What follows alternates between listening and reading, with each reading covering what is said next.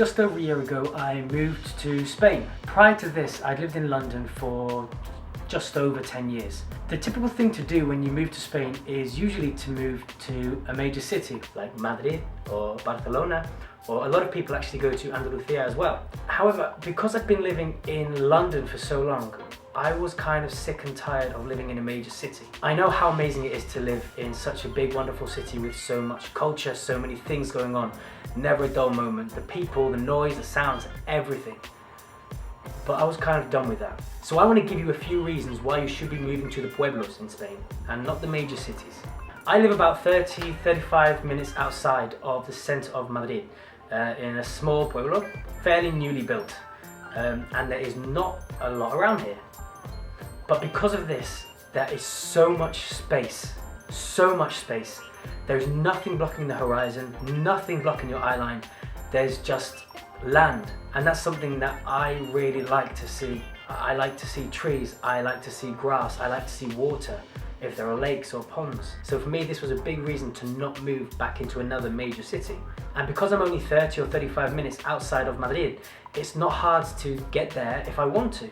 Granted, I have my own car, so it's a lot easier for me, but I've had a car throughout the whole 10 years I lived in London, so it's something that I'm accustomed to. But it's no different to living in Zone 4 and having to get the train into central London. That can take up to half an hour, 40 minutes, sometimes 50 minutes, depending on which zone. So it's not a big deal and it's not a big journey. And being able to have that extra space around you, for me, is just so cleansing for the mind. It just makes me feel more free, less claustrophobic, and that you can breathe better. And literally just 10 minutes down the road, there's a train station. And on this train, which comes quite regularly, and the service is phenomenal. The journey only takes about 30 minutes again on the train, and that will get you straight to Sol, which is the center of Madrid. So just living in a pueblo half an hour outside of Madrid, there's just such a feeling of freeness, which I really enjoy. I'm going to show you a little bit of where I live. The local park, which is like a 30-40 second walk away. So you can kind of get a feeling for what this area is like.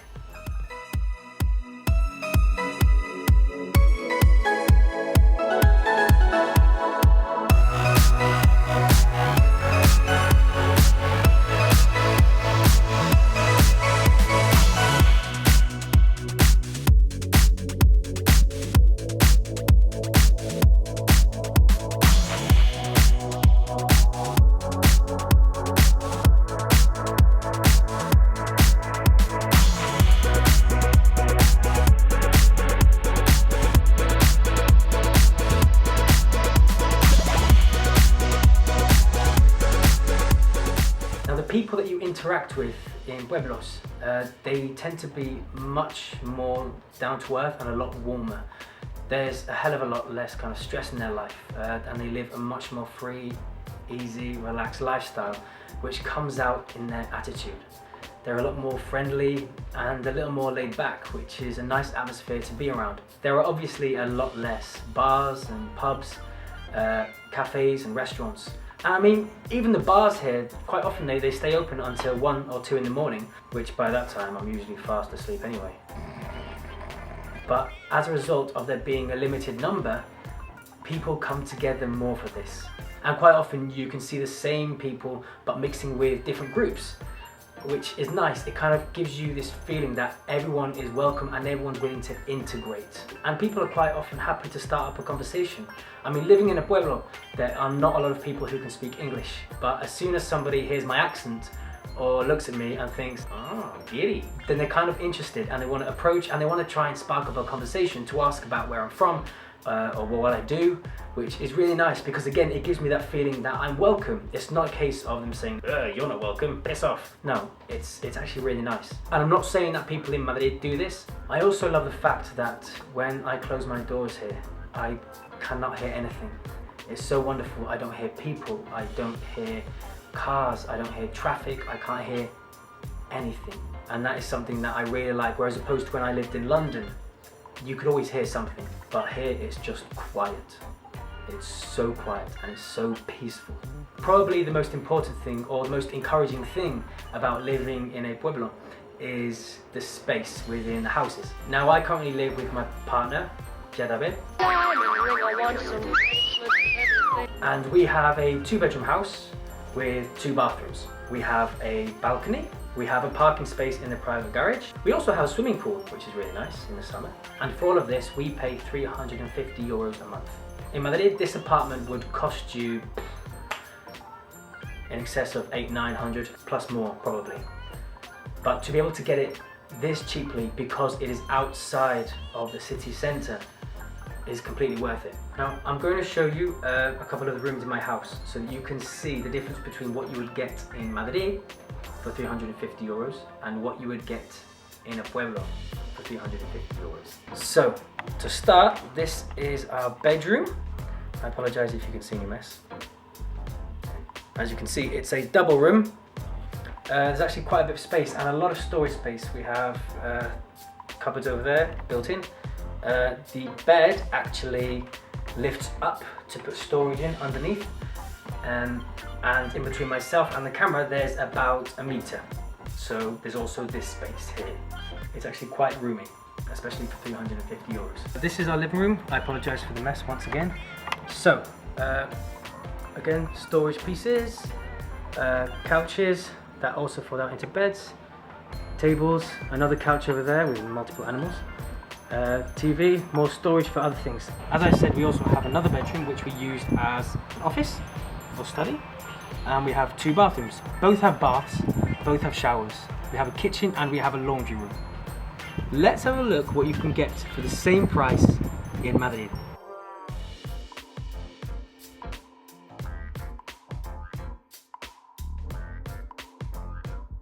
And even though I have to pay for the upkeep of a car, it still doesn't come anywhere close to what I'd be paying for an apartment this size with these various things in Madrid city centre.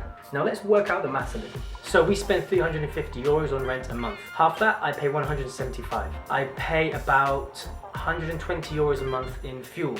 175 plus 120 is €295.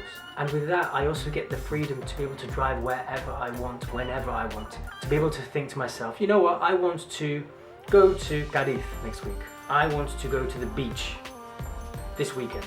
To be able to have that freedom and to not have to abide by schedule is just so liberating for me. So that's really important for me.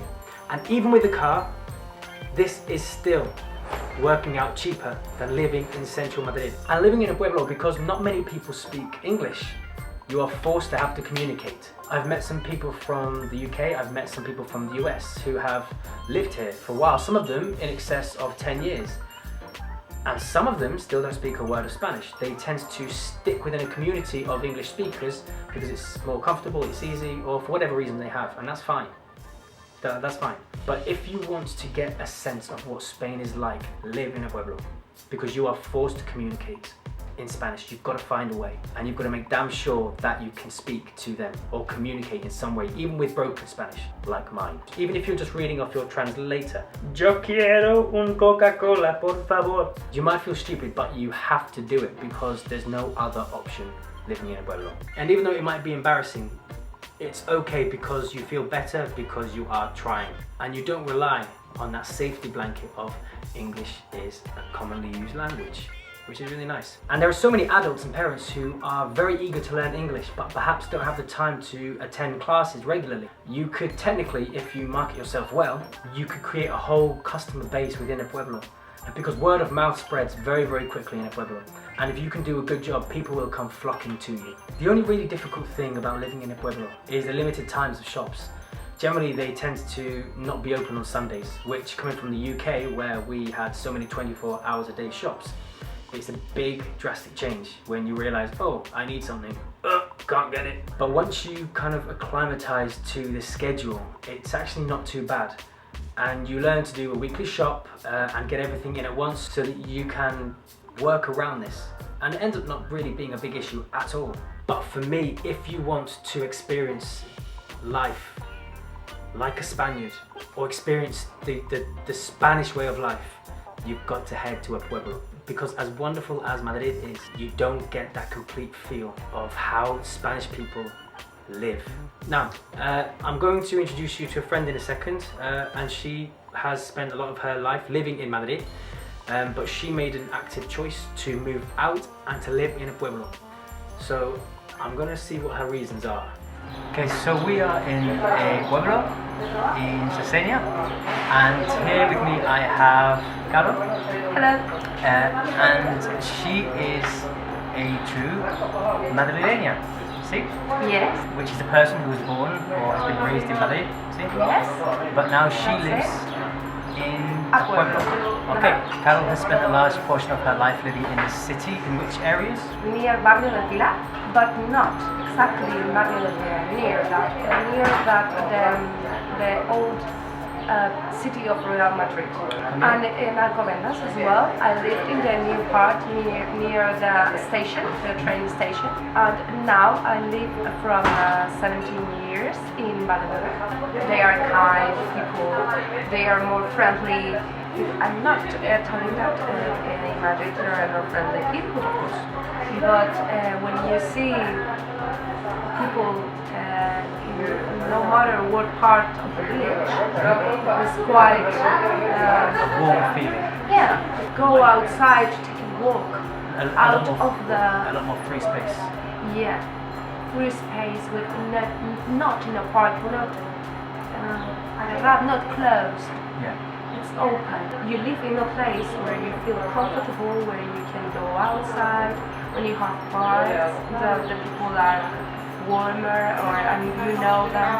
But at the same time, in a few minutes, you can go to the center of Madrid, so you have both things. You can visit without leaving, and you don't need to breathe the smoke. Yeah.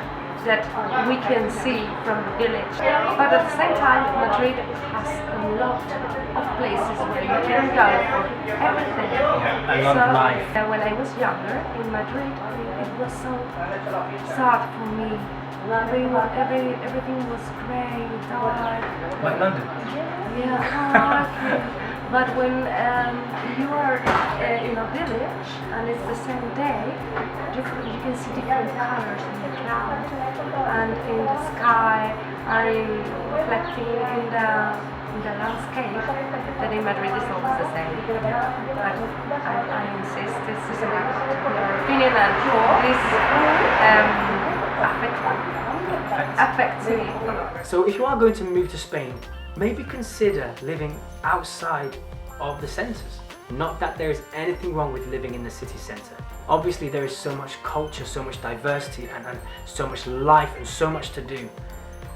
But you can always come in and out. And to be able to get a living quality that's higher for a financial situation that requires less stress and less work, you can always go into Madrid whenever you need, whenever you want.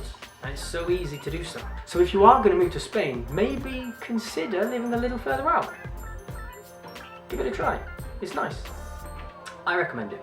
And you also have more space for these little things, which is nice. Do you like living in a pueblo? That's a solid yes. Thank you for watching. I hope that you may have learned something, or maybe you've received new information that you didn't know, or maybe I've encouraged you to move to a pueblo. Ooh. No, but seriously, I do highly recommend it. Please feel free to subscribe, check out my other videos. Please feel free to leave comments. Maybe you agree with me, maybe you don't, and that's absolutely fine. Obviously, what I want from a place that I live in is going to be completely different to you. Or if you want what I want, then come to a pueblo. But I'd love to hear your experiences of pueblos or living in Madrid, whether you like it, whether you don't like it, whether you agree with me, disagree with me. There is no right or wrong. People have their own preferences. This is mine. Thank you so much for watching, and until next time.